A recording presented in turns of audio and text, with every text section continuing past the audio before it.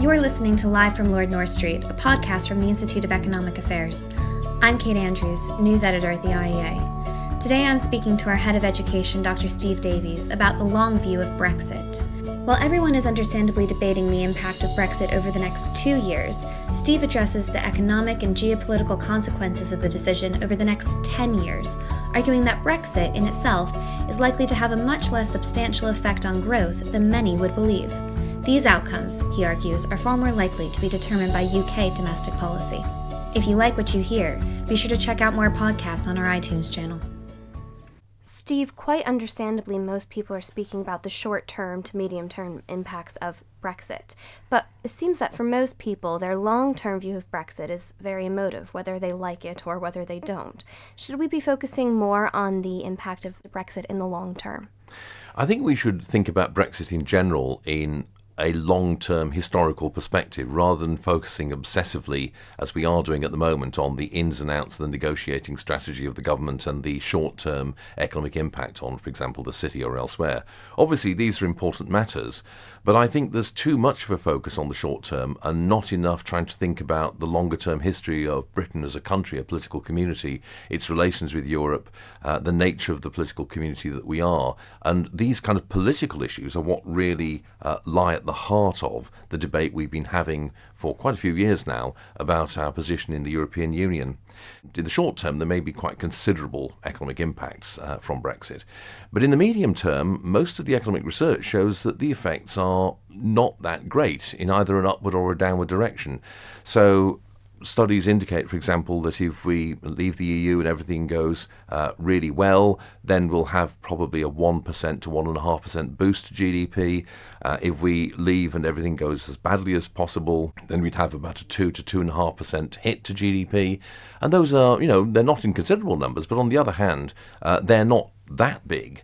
And also, what I think is generally clear is that it's very unlikely that Brexit by itself is going to significantly affect the long-term trend growth rate of the British economy.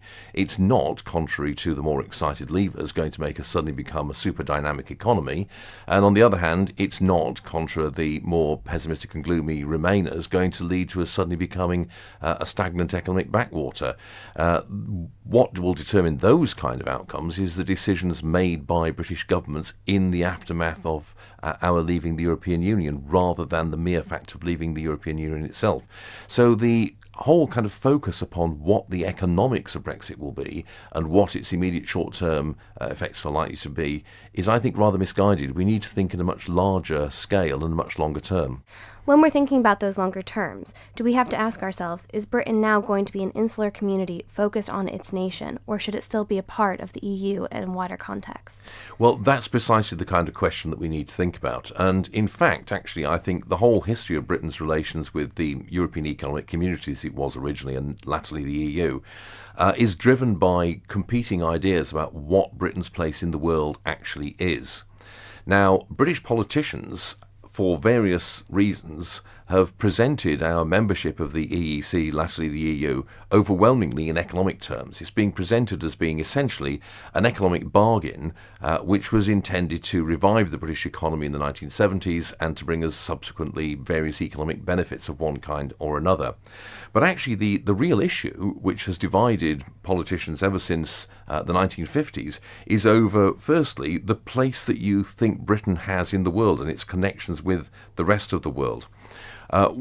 First of all, should we as a country be oriented primarily towards our nearest and closest neighbours on the European continent? Are these the countries and people with whom we should have the closest economic, personal, political and social connections? Or should Britain, for historical reasons, see itself as being connected not just to Europe, but generally to the whole world outside, because of our historical links with North America, South Asia, East Asia, Australasia, large parts of Africa as a result of the British Empire and our long history as a trading and seagoing nation? Of course, there's also a third view, which you sort of allude to there, which is that actually we should be neither of those things, but rather a kind of Little England, a small inward-looking community. Personally, I don't think many people actually adhere to that view. There obviously are some people who adhere to that view, but I think the two competing views amongst both the public at large and the political class are between the two options I've mentioned. Britain as part of a kind of European community of nations, or Britain having connections of equal importance with many, many other parts of the world as well as Europe. So that's one of the big issues. I think the other big issue is the question of what kind of political community Britain is or should be. Now, a lot of people have argued that essentially Britain should be and remain a sovereign, self-governing political community. An independent state, or sovereign state in the kind of classic sense of that word. And this is associated typically with affection for the traditional institutions of the British Constitution, parliamentary sovereignty and all the rest of it.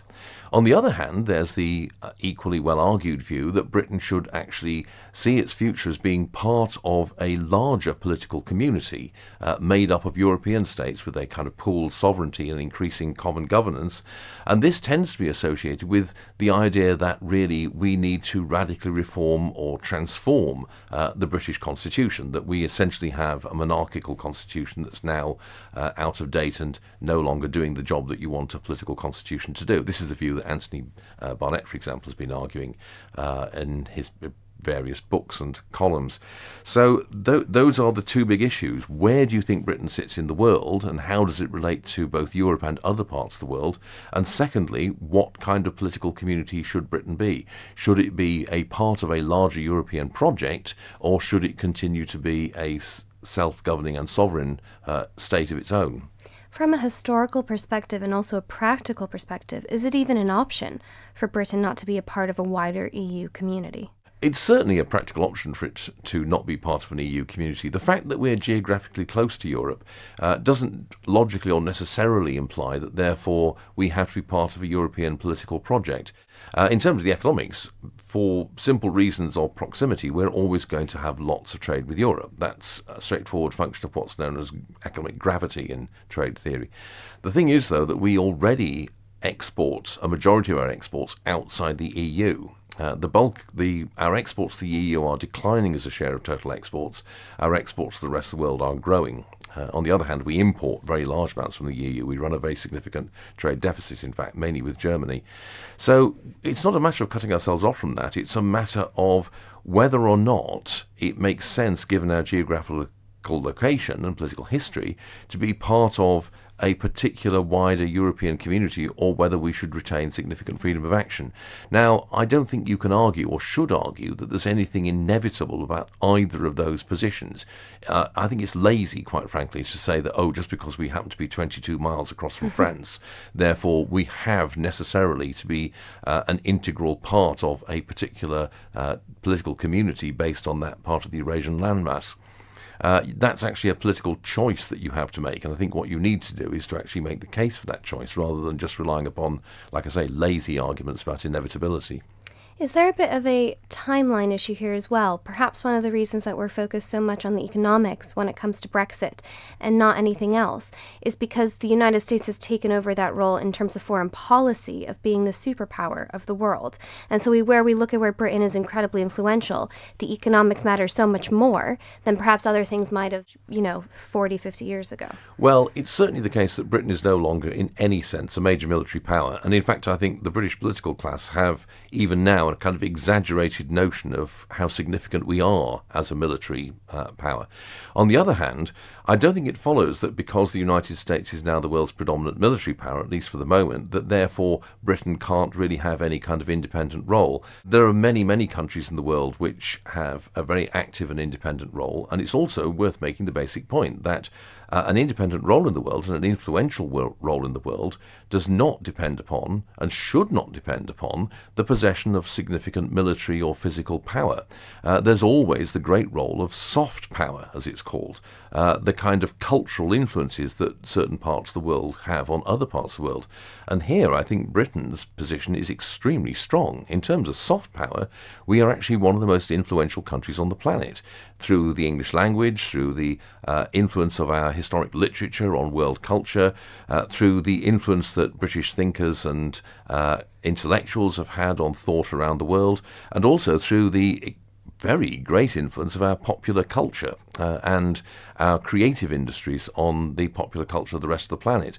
The model here would be Japan, which is a country which, thanks to its constitution, does not have great military power or the capacity to project its power anymore, but which does have what people often don't realise, a surprisingly high degree of cultural soft power. An amazing amount of contemporary popular culture comes from Japan, in fact, and I think that that's the kind of model we should be thinking of following.